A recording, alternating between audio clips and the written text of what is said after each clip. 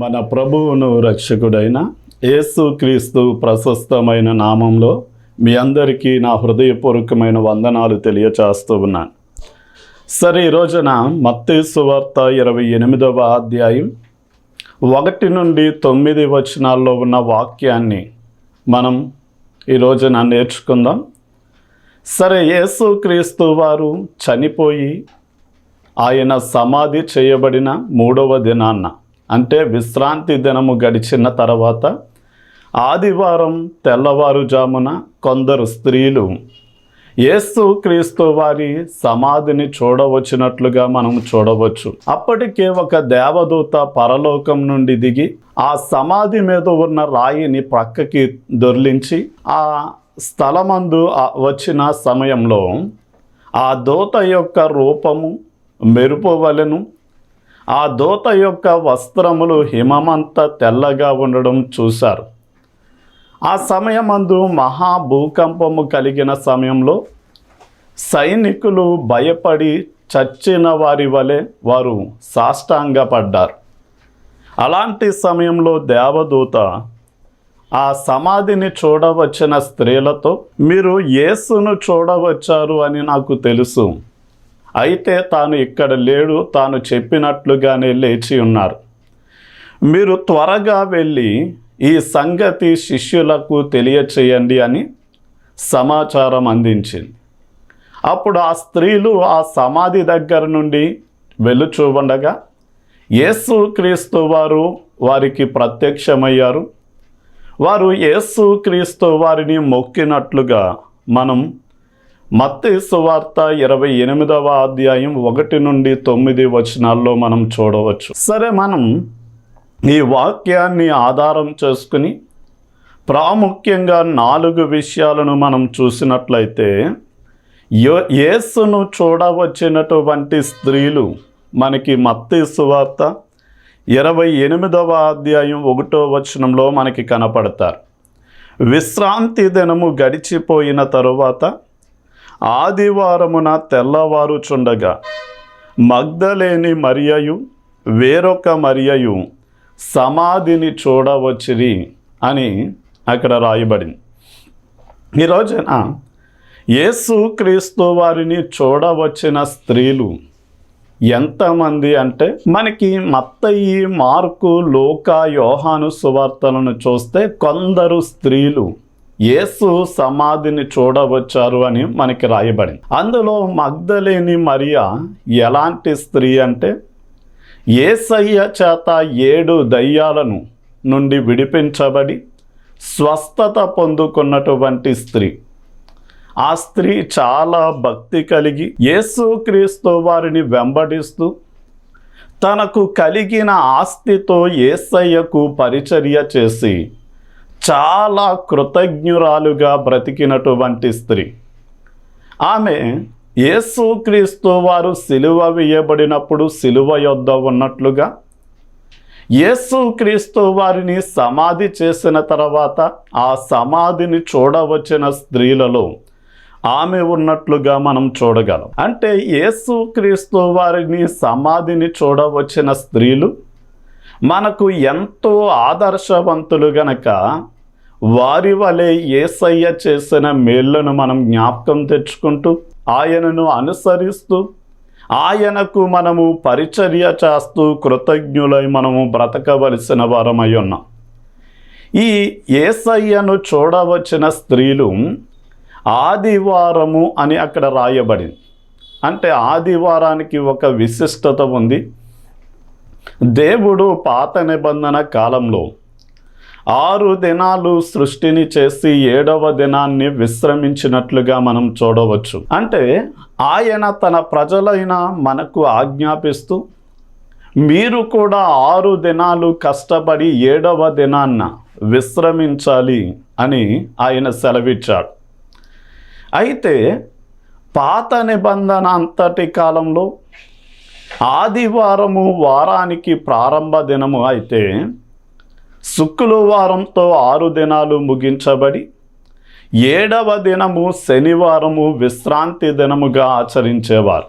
అయితే ఈ నూతన నిబంధనలో ఏం జరిగింది అంటే, యేసుక్రీస్తు వారు ఆదివార దినాన్న పునరుత్థానుడైనట్లుగా మత్తయి సువార్త 28వ అధ్యాయం 1వ వచనం సెలవిస్తుంది. అలాగే యోహాను సువార్త 20వ అధ్యాయం 19వ వచనం ప్రకారం ఆయన ఆదివారము తన శిష్యులైన వారికి కనపడినట్లుగా మనం చూడగలం. అదే సమయమందు 50వ రోజు అంటే 7 ఏళ్ళు 49 రోజులు వారు వారముల పండగను కోత పండగను ఆచరించిన తర్వాత ఆదివార దినాన్న దేవుని యొక్క ఆత్మ కుమ్మరించబడింది. అలాగే అపోస్తల కార్యగ్రంథం 20వ అధ్యాయం 7వ వచనంలోను, మొదటి కొరింథీ పత్రిక 16వ అధ్యాయం 2వ వచనంలోను ఆనాటి నుండి ఆదివారము విశ్వాసులు కలిసి కూడుకొని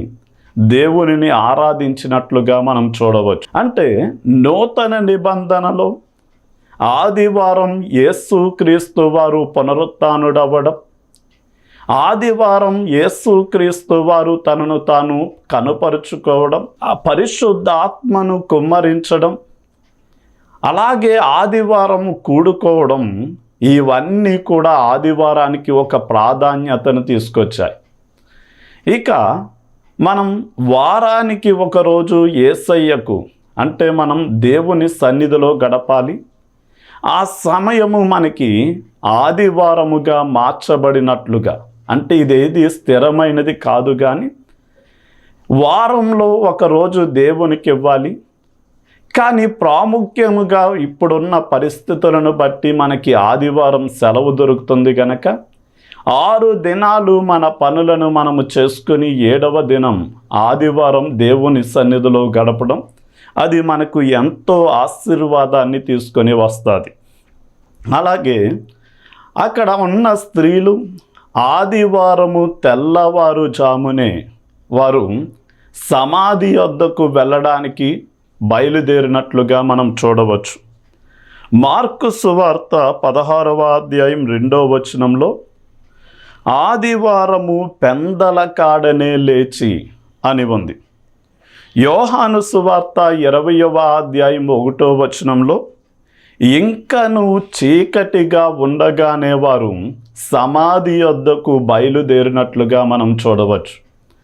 అంటే యేసును చూడడానికి వచ్చినటువంటి స్త్రీలు వారు చీకటిగా ఉండగానే పెందల కాడనే వారు ఉదయమునే లేచి బయలుదేరారు అంటే ఇది వారిలో ఉన్నటువంటి ఆసక్తిని చూపిస్తుంది.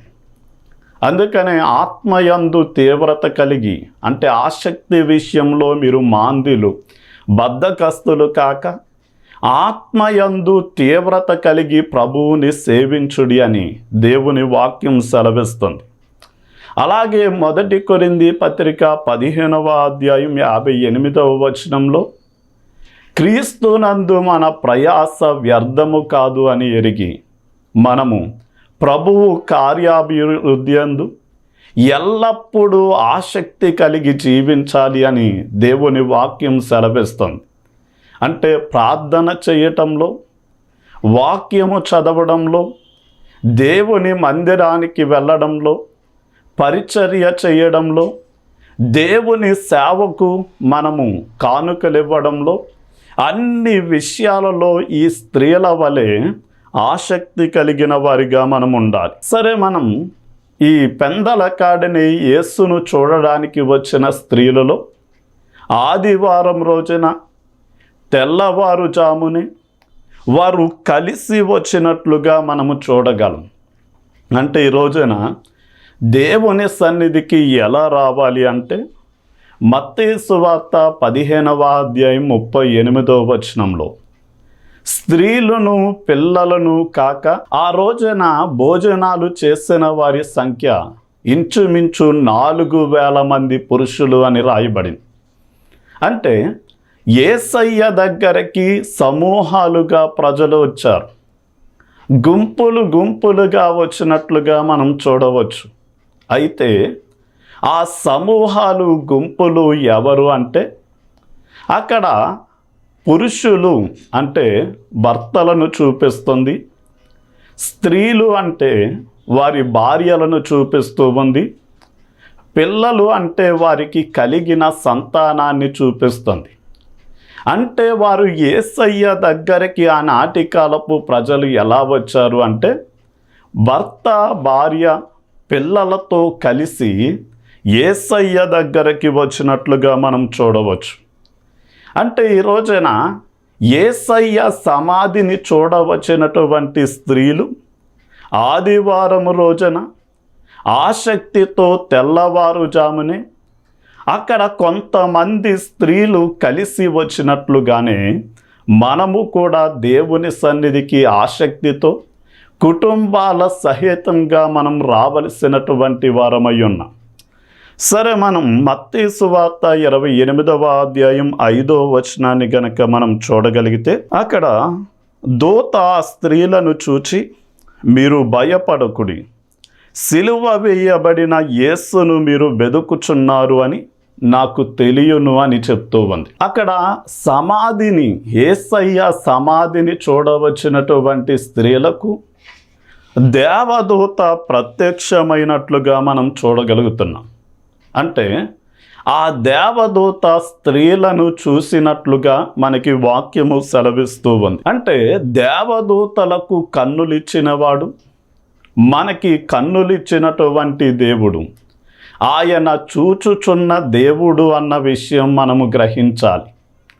అందుకనే చెవిని నిర్మించిన వాడు వినకుండునా, కంటిని నిర్మించిన వాడు కానకుండునా అని కీర్తనల గ్రంథం 94వ కీర్తన 9వ వచనము, సామెతల గ్రంథం 20వ అధ్యాయం 21వ వచనంలో చెవి వినును అని, కన్ను చూచును అని, వినగల చెవి, చూడగలిగిన కన్ను దేవుడే సృష్టించాడు అని మనము చూస్తున్నాం. అంటే యేసయ్య దగ్గరికి వచ్చినటువంటి భక్తులను ఆయన చూస్తూ ఉన్నాడు. వారు యేసయ్యను ఎడల ఎంత ఆసక్తి కలిగి ఉన్నారు, ఎంత భక్తిని, త్యాగాన్ని కలిగి ఉన్నారు, వారు ఎంతగా కష్టపడుతూ ఉన్నారు, వారు ఎలాంటి పరిస్థితిలో ఉన్నారో ఆయన సమస్తము కూడా చూస్తున్న దేవుడు అని మనము గ్రహించాలి. రెండవదిగా ఆ దేవదూత వారికి ఇచ్చిన వర్తమానం ఏంటి అంటే భయపడకుడి అని మనకి ఆదికాండము మత్తయి సువార్త 28వ అధ్యాయం 5వ వచనంలో మనం చూడగలుగుతాం.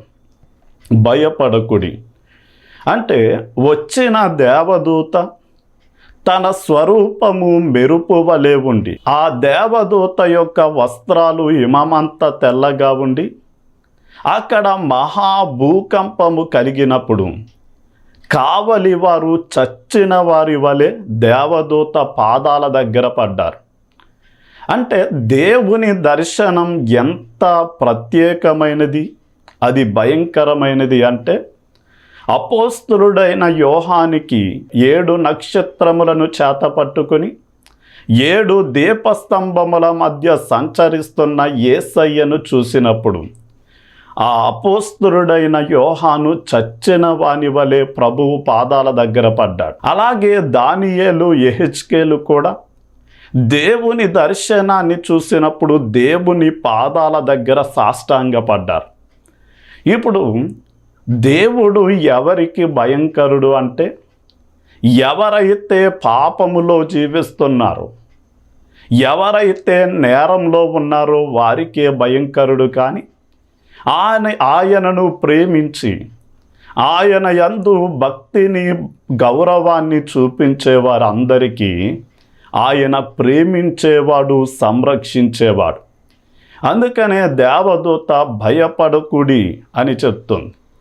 యేసయ్య కూడా భూలోకంలో ఉండగా అనేక సార్లు తన భక్తులైన వారితో, తన శిష్యులైన వారితో చెప్పిన ఏకైక మాట ఏంటి అంటే భయపడకుడి, భయపడకుడి, భయపడకుడి అని. ఈ రోజున మనకి సంభవిస్తున్న వింతైన పరిస్థితులను బట్టి మనము ప్రతిరోజు సంవత్సరానికి 365 రోజులు లేక మన జీవిత కాలం అంతా మన హృదయంలో తలపోసుకోవలసిన ఏకైక మాట ఏంటి అంటే మన రక్షకుడు భయపడవద్దు అని చెప్తున్నాడు కనుక ఆ మాటను బట్టి మనము ధైర్యం తెచ్చుకోవాలి. ఇప్పుడు ఆ దేవదూత మాట్లాడుతూ ఏమంటుంది అంటే, మీరు సిలువ వేయబడిన యేసును మీరు వెదకవచ్చారు అని నాకు తెలుసు అంటుంది. అంటే యేసయ్య ఎలాంటి వాడు అంటే హృదయాంతరంగాలు ఎరిగినటువంటి దేవుడిగా ఆ మాటలోండి మనము గుర్తించాలి. అంటే ఆదివారము తెల్లవారుజామే ఆయన సమాధి దగ్గరికి వచ్చిన స్త్రీలు యేసయ్యను వెదుకుకుంటూ వచ్చారు అని ఆ దేవదూత గుర్తించింది. అందుకనే మన దేవుడు ఎలాంటి వాడు అంటే మన లోపలి మాట మన నాలుకకు రాకమునిపే ఆయనకు తెలుసు. మన ఆలోచనలు తెలుసు, మన ఉద్దేశాలు, మన కోరికలు, మనము ఎక్కడ ఉన్నామో ఏం చేస్తున్నామో సమస్తము కూడా ఆయన ఎరిగిన దేవుడై ఉన్నాడు. అందుకనే మనం యేసయ్యను చూడవచ్చిన స్త్రీల వలె భయమును భక్తిని కలిగి ఆయన్ని అనుసరిస్తే ఆయన అంటాడు, మీరు అడుగుడి మీకు ఇస్తాను అన్నాడు. మీరు తడితే నేను తలుపు తెరుస్తాను అన్నాడు. అలాగే ఈ 5వ వచనంలో యేసయ్యను వెదకి వచ్చిన వారికి వెదకుడి మీకు దొరుకుతాను అని సెలవిచ్చినట్లుగానే మత్తయి సువార్త 28వ అధ్యాయం 9వ వచనంలో యేసుక్రీస్తు వారు తనను తాను వారికి కనుపరుచుకున్నాడు.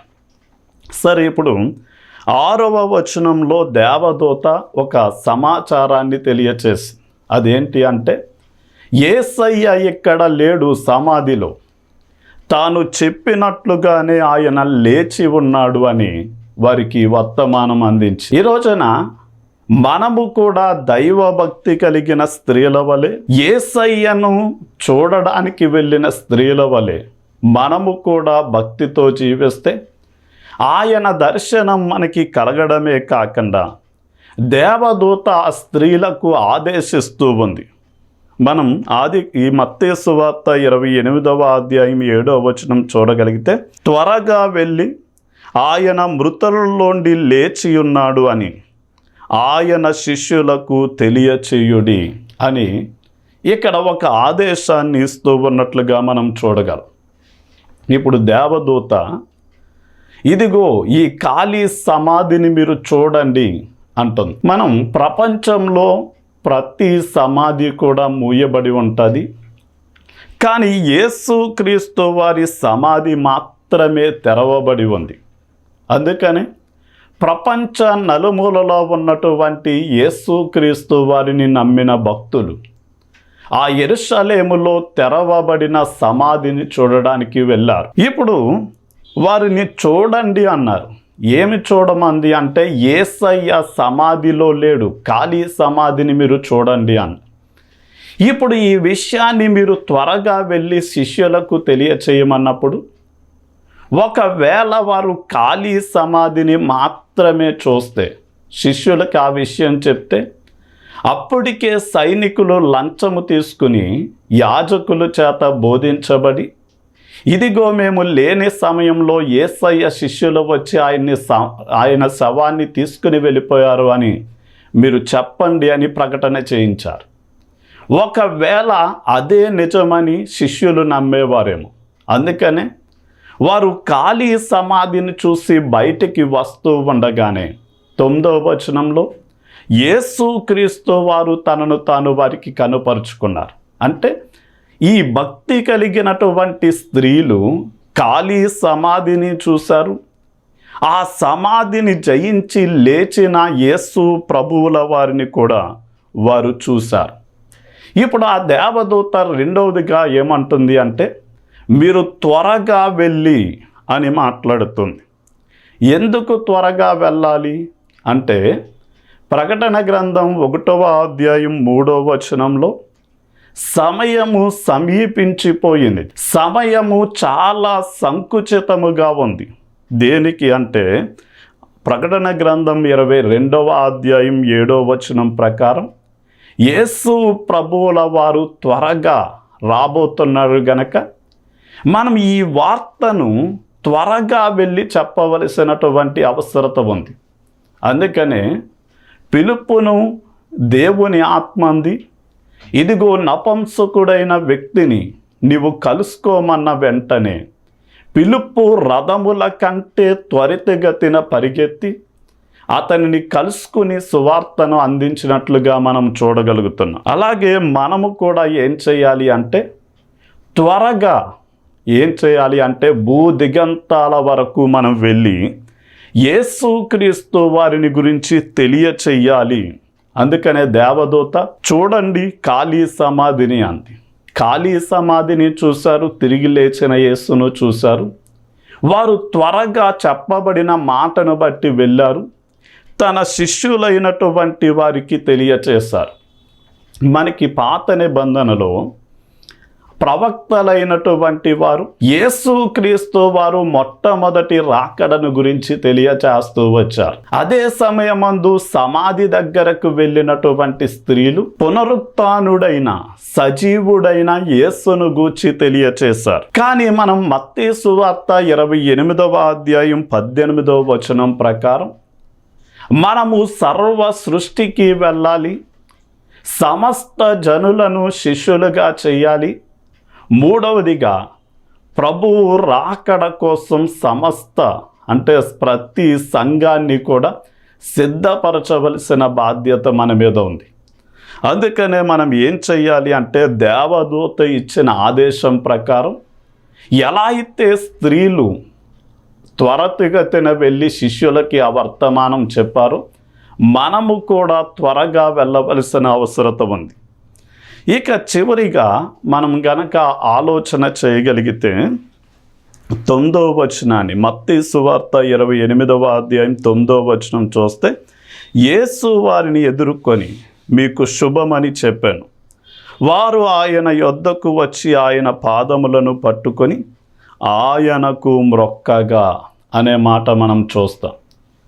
ఈ రోజున సమాధిని చూడవచ్చినటువంటి స్త్రీలు దేవదూత ప్రత్యక్షమవడం చూశారు.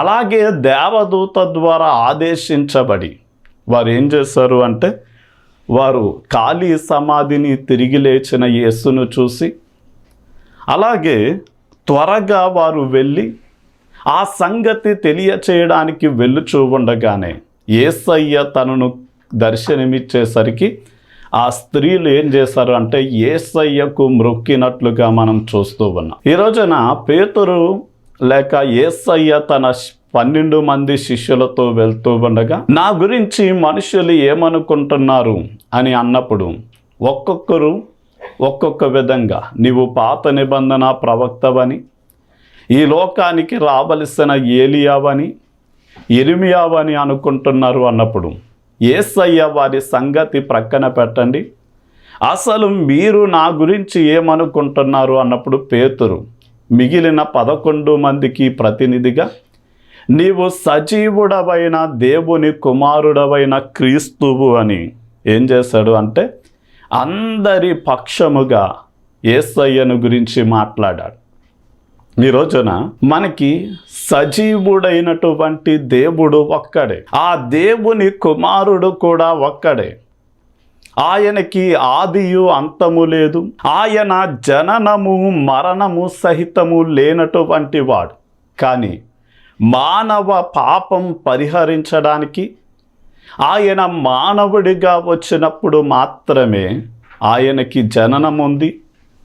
మనందరి నిమిత్తము కల్వరి శిలువలో ప్రాణం పెట్టినప్పుడు ఆయన మరణించి సమాధి చేయబడ్డాడు. ఆయన 3వ దినాన్న సజీవంగా లేచి పరలోకానికి ఆరోహణమయ్యాడు. అంటే మానవ జన్మకి మాత్రమే ఆయనకి జనన మరణాలు కనిపిస్తాయి. కానీ ఆయన దైవత్వ స్థానంలో గనక మనము చూస్తే ఆయనకి ప్రారంభము కానీ ముగింపు కానీ, ఆది కానీ అంతము కానీ, జననము కానీ మరణము కానీ లేని దేవుడిగా మనము చూస్తూ ఉన్నాం. అంటే ఎవరికి మనము విధేయత చూపాలి అంటే సజీవుడై పునరుత్థానుడైనటువంటి దేవునికి మాత్రమే మనం విధేయులం అవ్వాలి. ఎవరికి ప్రార్థన చేయాలి అంటే మన ప్రార్థనలు విని జవాబునిచ్చే సజీవుడైన దేవునికే ప్రార్థించాలి.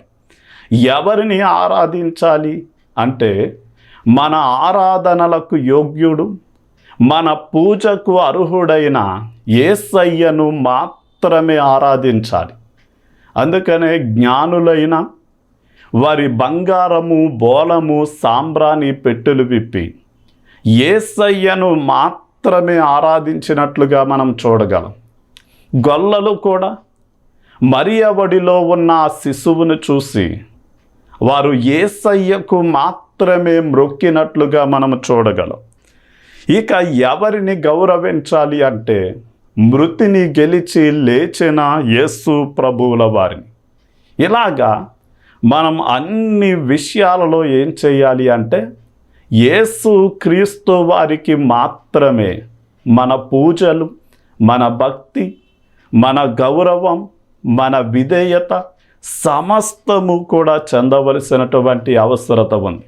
కనుక యేసు క్రీస్తు వారు సజీవుడు. ఆయనను వెదకి వెళ్ళిన వారు ఎలా అయితే ఆదివారమే పెందల కాడే అంటే ఆసక్తితో వారు కలిసి వెళ్ళారో మనము కూడా అలాగే దేవుని సన్నిధికి వెళ్ళాలి. అప్పుడు దేవదూత ప్రత్యక్షత వారికి కనపడి, అంటే స్త్రీలను దేవదూత చూసింది అంటే మన దేవుడు కూడా చూస్తున్న దేవుడు అని, 365 రోజులు మన జీవిత కాలం అంతా భయపడొద్దు అని అభయమిస్తున్న దేవుడు అని, అంత మాత్రమే కాదు ఆయన మన హృదయాంతరంగాలు ఎరిగిన దేవుడు అని మనం గ్రహించి ఏం చెయ్యాలి అంటే ఆయనను మాత్రమే పూజించి సేవించాలి అని కోరుతూ నా మాటలు ముగిస్తూ ఉన్నాను. చిన్న ప్రార్థన చేసుకుందాం. ప్రార్థన. తండ్రి, నీకే వందనాలు, స్తుతులు చెల్లిస్తూ ఉన్నాం నాయన.